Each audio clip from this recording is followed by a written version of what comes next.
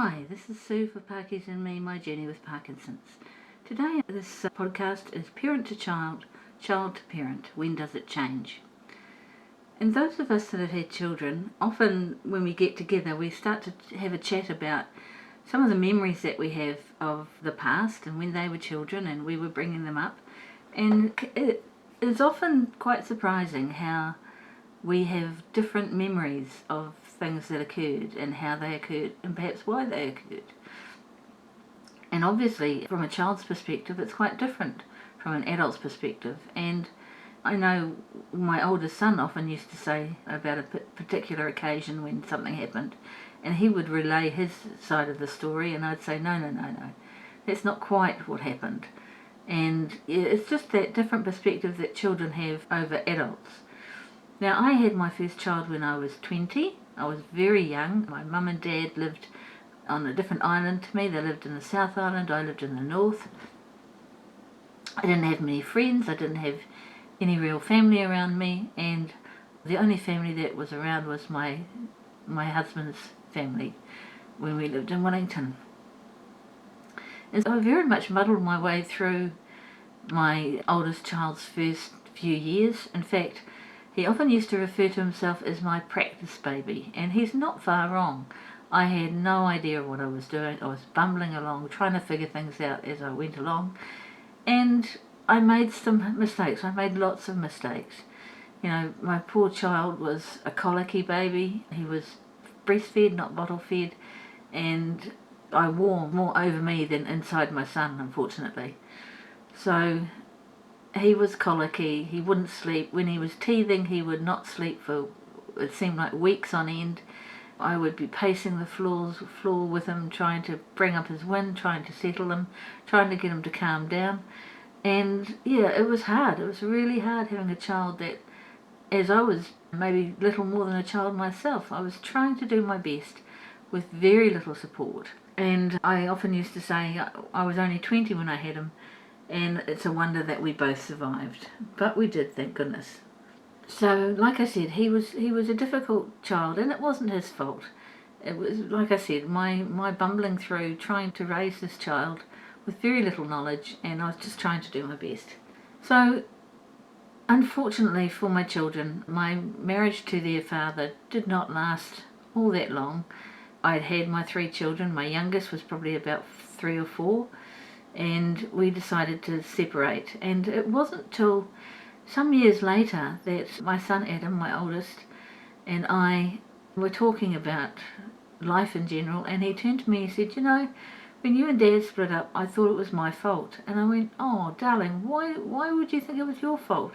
And he says, I know I was a difficult child, I know you didn't get much sleep, and I know it was hard for you. And he said, I was aware that you and Dad didn't always get on, and I thought it was because of me, because I had caused things to happen that meant that you didn't get on. And I said, no, sweetheart, it had nothing to do with you. It was your father and I. Things just happen in a relationship sometimes, but it was nothing to do with you or your brother or your sister. But, you know, those early years were tough. He hardly slept, he had chronic colic, he would scream for hours when he was teething. And he would like scream for days on end, it seemed, and he'd get one tooth at the end of it all. And I used to dread teething with that child.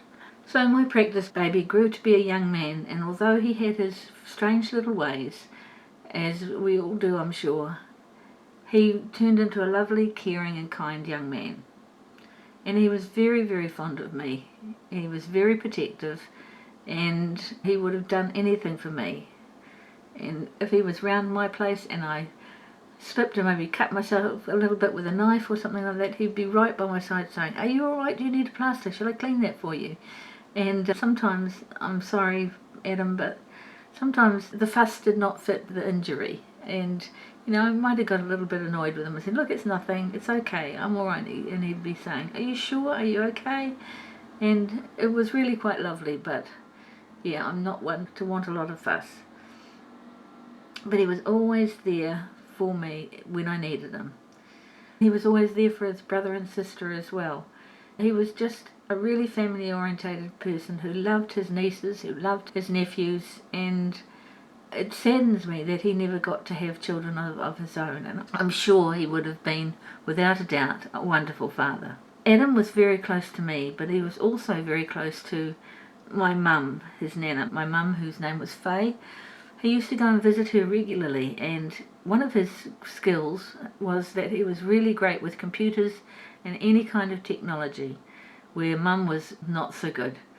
And he had so much patience. He would go and see her and he would help her through how to turn the computer on, how to find things, how to search for things, to look for art blogs or art pages, because she was really into her art, and he would show her how to do these things. He put stickers everywhere on her laptop so she would know which buttons to press and all this sort of thing, and nothing was too much trouble for him.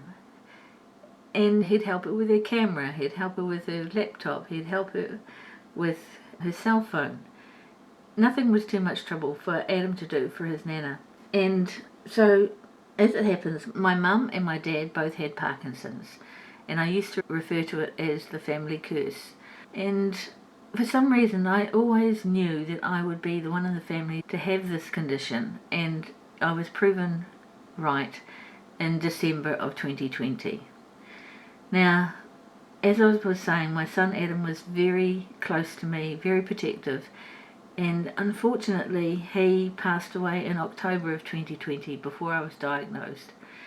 And I know this may sound strange, but not that I was glad at all that he was no longer with us, but I was comforted in some way that with how protective he was of me, that he didn't have to see me change and for this condition to progress. I know it was difficult for him when my mum started to get further on with her Parkinson's, and she at times thought he was my brother Philip, and he got quite crushed by that he was thought to be his uncle when he had spent all that time with him, and my brother had hardly visited, but she had been excited because she thought my brother had visited. So that was difficult for him. And so we go through the ages and stages throughout life, and for some of us that means raising children, as I've said. At the beginning, when they're younger, we can tell them what to do, we make the rules, they have to do as they're told basically, and we try and look after them, keep them safe. We feed them, we clothe them, and generally look after them. And we are the adults, and we know best, and they are just children and need to listen and do what is required of them. And they need to abide by our rules. But then when they get older, and when they're adults, or they often think they're adults before they actually are, they start to decide that our rules, at least in part, no longer apply to them, and that can be difficult. As our hair starts to go grey or falls out at the roots, or perhaps both, sometimes there's at first a subtle shift in how they relate to us. Suddenly you find yourself being told, "Mum, you shouldn't be doing this. Mum, you shouldn't be doing that. Mum, it's not safe for you to get up on the step stool. It's not safe for you to get in and out of the bath when Aid's not home. You shouldn't be climbing up on the raised garden and trying to pick fruit from the fruit tree. Or go out on your e-bike by yourself because it might not be safe. How would you call for help?" All these sort of rules that they start to bring in. They don't want you using ladders. I used to like climbing on a ladder and doing things like picking apples off the apple tree and things like that when I had one. But they start to say, don't use power tools, you could hurt yourself. Even something as innocuous as a leaf blower, and I do like playing with a leaf blower, or a spray gun, or any of those sorts of things. I actually really like playing with power tools, not anything like a skill saw or a, chainsaw. I would never use anything like that because they freak me out. But leaf blowers and suckers and spray paints and water blasters, great fun. I don't want to be stopped from using those. But it seems that as we get grey hair and as we get older, the family tries to ban us from taking any risks. And it's difficult to go through life with having no risk at all. Life would not be a life really, to be living with a feeling that we're not just wrapped in cotton wool, but we're also wrapped in bubble wrap, and we're so protected from anything and everything that we don't have a life. I mean, we have to try to do some things that might be outside of our comfort zone from time to time. It's not great to have to be it's not great to be chastised by your child because you try to do a little bit of something for yourself that they feel that you shouldn't.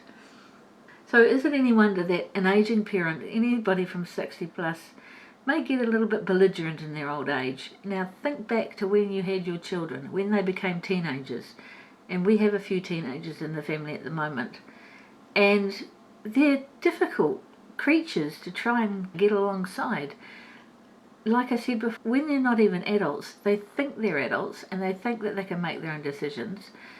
But it's not always the case that they have the emotional and intellectual intelligence to actually know and understand the repercussions of their actions.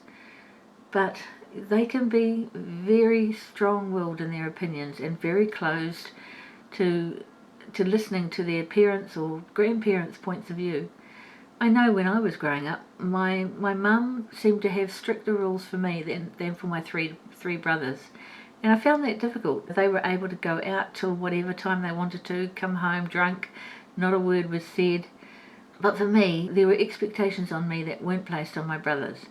And I did something that I would not recommend for a 16-year-old to do today. But when my parents went overseas to the UK for their 25th wedding anniversary, I had been flatting with my friend in the house that Mum and Dad owned, and we were all paying board to help pay their mortgage.